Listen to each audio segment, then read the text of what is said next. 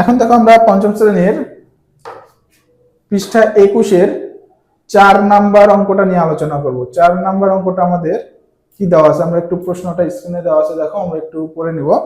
4 number প্রশ্নটাতে আমাদের কি নির্ণয় করতে বলা হয়েছে? 3 ডজন ডিম ও 5 হালি কলার মূল্য 620 টাকা। আচ্ছা, 1 ডজন ডিমের মূল্য 140 টাকা হলে একটি কলার মূল্য কত? বন্ধনী ব্যবহার করে সমস্যাটিকে গাণিতিক বাক্যে প্রকাশ করে সমাধান করি।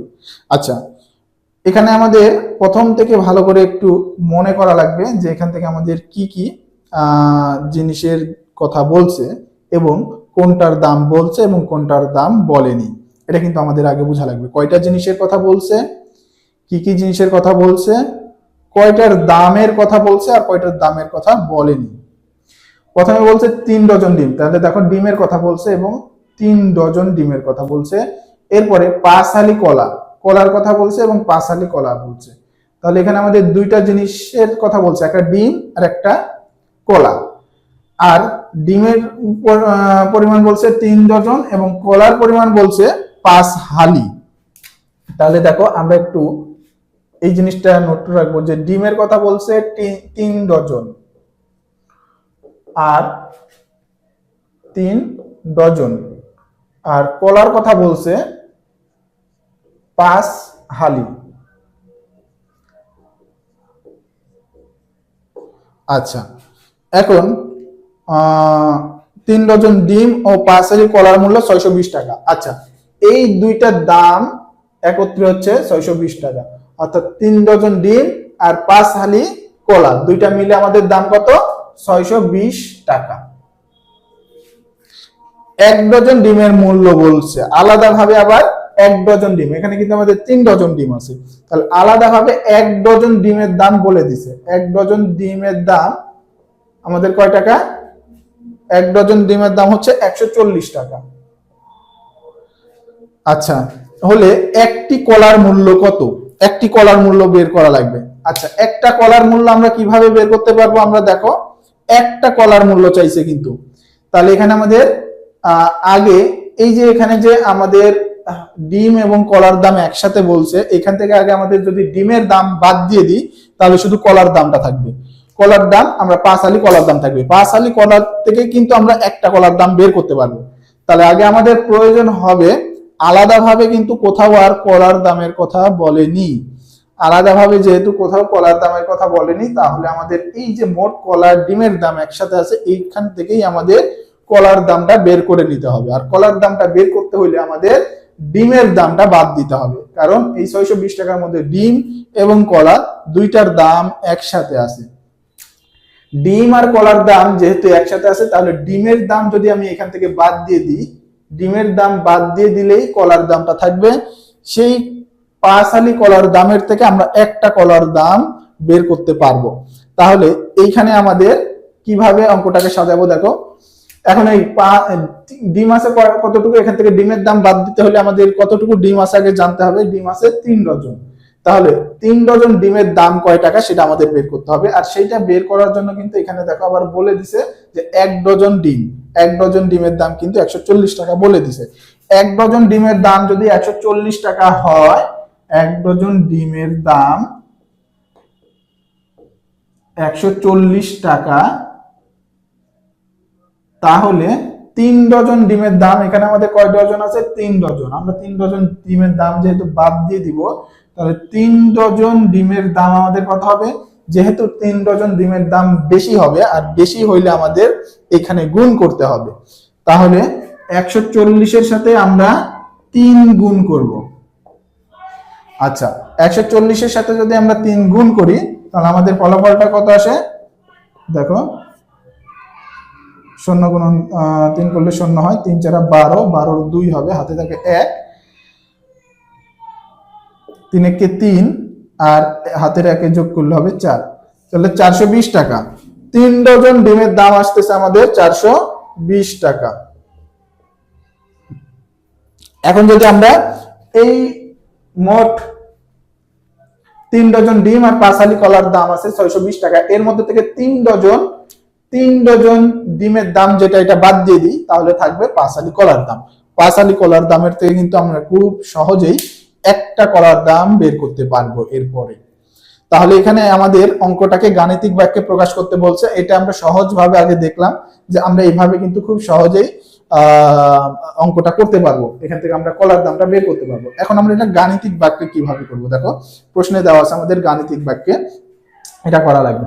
গাণিতিক বাক্যে তাহলে আগে আমাদের সাজানো লাগবে যে আমি এখান থেকে কিভাবে বের করতে পারবো। আমরা দেখলাম যে আগে আমরা মোট কি করব, মোট এই যে ডিম এবং কলার দাম একসাথে আছে, এই ডিম এবং কলার দামের থেকে ডিম প্লাস কলা, এই ডিম এবং কলার দামের থেকে বাদ দিব কার দাম, 3 ডজন ডিমের দাম। এখানে আমাদের 1 ডজন ডিমের দাম দেওয়া আছে, 1 ডজন ডিমের দামের সাথে 3 গুণ করলে, 3 ডজন ডিমের আছে যেহেতু 3 গুণ করলে আমাদের 3 ডজন ডিমের দাম আসবে, যেটা আমাদের এই 620 টাকার থেকে বাদ দেওয়া লাগবে।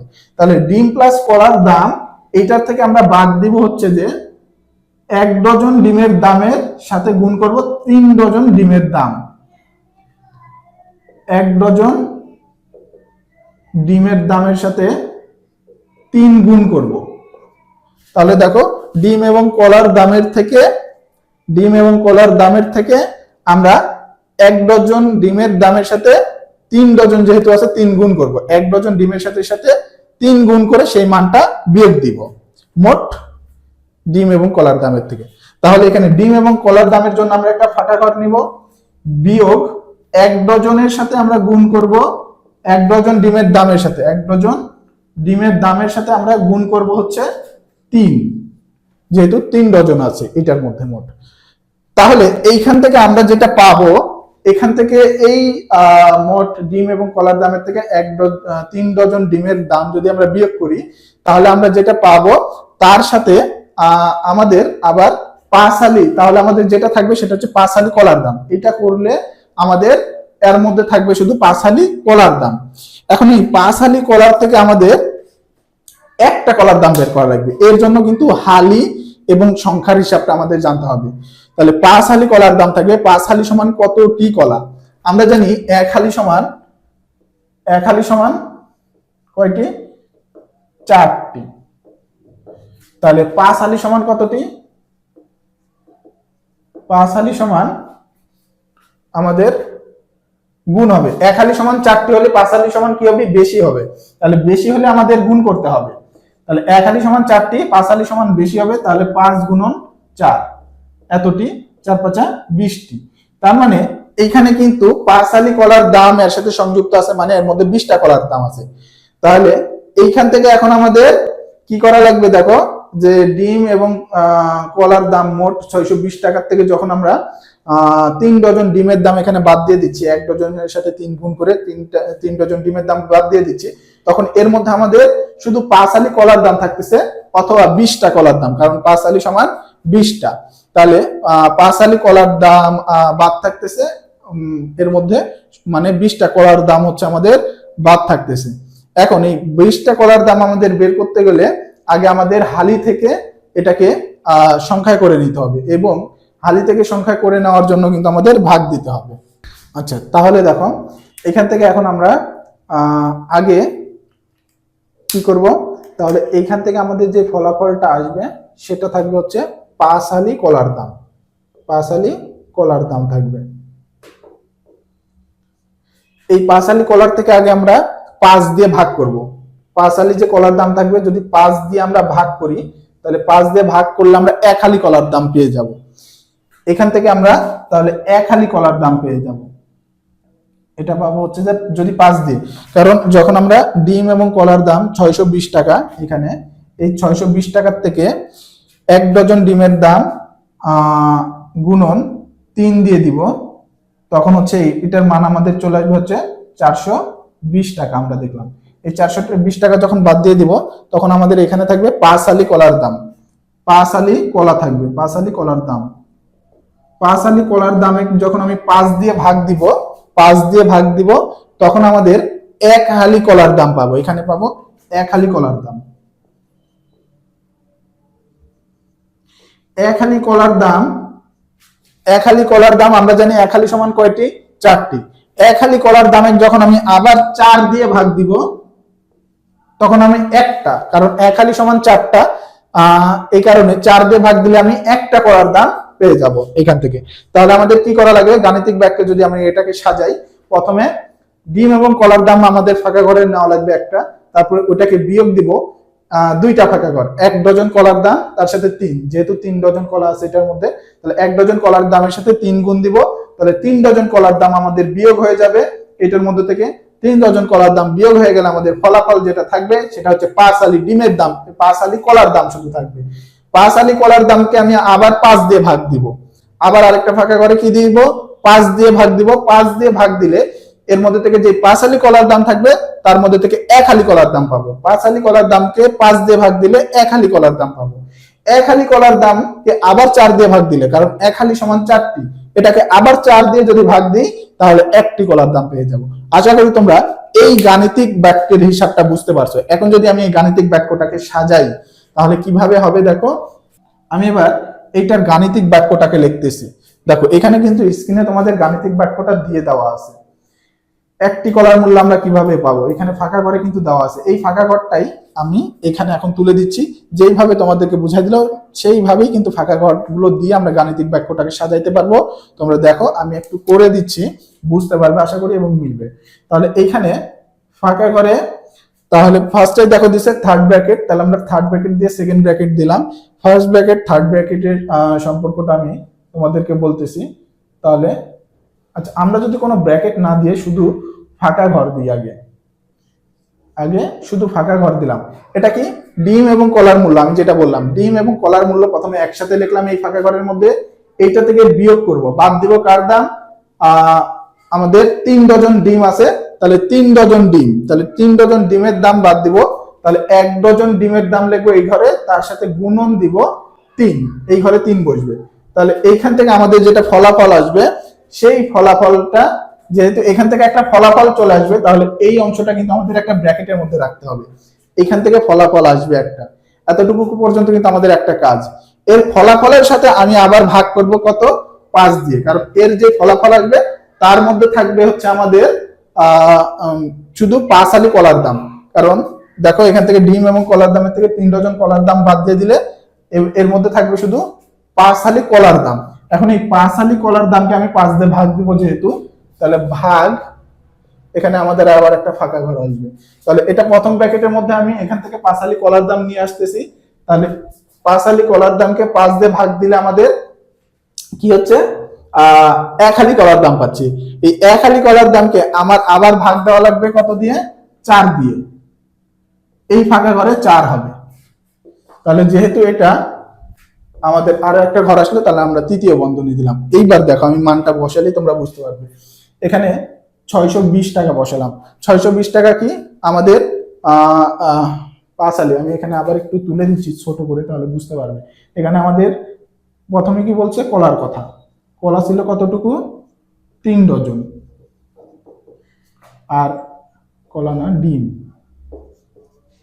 এরপরে বলছে কলার কথা, কলা ছিল কতটুকু, 5 আলি। এই দুইটা মিলে দাম হচ্ছে আমাদের কত, 620 টাকা।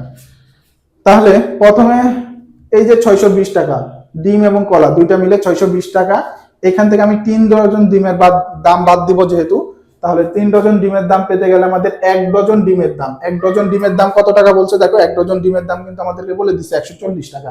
তাহলে 1 ডজন ডিমের সাথে আমাদের 3 গুণ করা লাগবে, তাহলে আমি 3 ডজন ডিমের দাম পেয়ে যাব। এই 3 ডজন ডিমের দাম যখন আমি 1 ডজনের সাথে 3 গুণ করে 3 ডজন ডিমের দাম পাইলাম, এটা মোট দামের থেকে যখন আমি বাদ দিব তখন এইখান থেকে আমি একটা ফলাফল পাবো, এবং এই ফলাফলের মধ্যে আমাদের থাকবে হচ্ছে 5 আলি কলার দাম। 3 ডজন ডিমের দাম এখান থেকে বাদ দিয়ে দিলেই থাকবে শুধু 5 আলি কলার দাম, এটার মধ্যে থেকে থাকবে। এখান থেকে যেহেতু একটা 5 আলি কলার দাম পাবো, একটা ফলাফল পাবো, এই কারণে এটা কিন্তু একটা ব্র্যাকেটের মধ্যে আমাদের আলাদাভাবে রাখা লাগবে।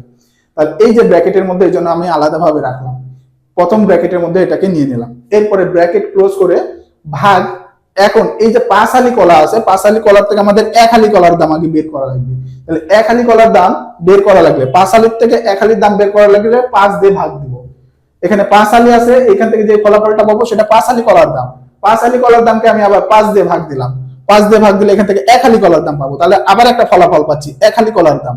যেহেতু আবার এটা একটা ফলাফল পাচ্ছি, তার মানে এই অংশটাকেও একটা ব্র্যাকেট দিয়ে আমাদের আলাদা করা লাগবে। এখানে এই জন্য সেকেন্ড ব্র্যাকেট দিলাম। তারপর সেকেন্ড ব্র্যাকেট দিয়ে 5 হালি কলার দাম থেকে 1 হালি কলার দাম নিয়ে আসলাম একটা ফলাফল। এই 1 হালি কলার দামের মধ্যে 4টা কলার দাম আছে, কারণ আমরা জানি 1 হালি সমান 4টি। তাহলে 1 হালি কলার মধ্যে 4টি কলার দাম আছে, আমাদের 1টি কলার দাম নিয়ে আসা লাগবে। তাহলে আবার আমাদের 4টি কলার দাম আছে, 4 দিয়ে ভাগ দিলে 1টি কলার দাম আসবে। তাহলে এই দেখো ভাগ দিয়ে, যেহেতু আগেরটা একটা ফলাফল পাচ্ছি 5 হালি থেকে 1টি, 5 হালি থেকে 1 হালির দাম পাচ্ছি একটা ফলাফল, এই কারণে সেকেন্ড ব্র্যাকেট দিয়ে ক্লোজ করে সেকেন্ড ব্র্যাকেটের বাইরে আবার আমরা এই 4টি কলার দাম একে 4 দিয়ে ভাগ দিলে 1টি কলার দাম পাবো। এই যে এখানে আবার আমাদের আরেকটা ফাঁকা ঘরের মধ্যে ভাগ 4 হবে। তাহলে এই ভাগ 4 দিলে আমরা এই যে 1 হালি কলার দাম বা 4টি কলার দাম পাচ্ছি এখান থেকে, তাকে 4 দিয়ে ভাগ দিলে আমরা 1টি কলার দাম পাবো। আশা করি তোমরা এই যে সিস্টেমটাতে বুঝে এই যে গাণিতিক বাক্যটা তৈরি করছে, এই গাণিতিক বাক্যটা বুঝবে।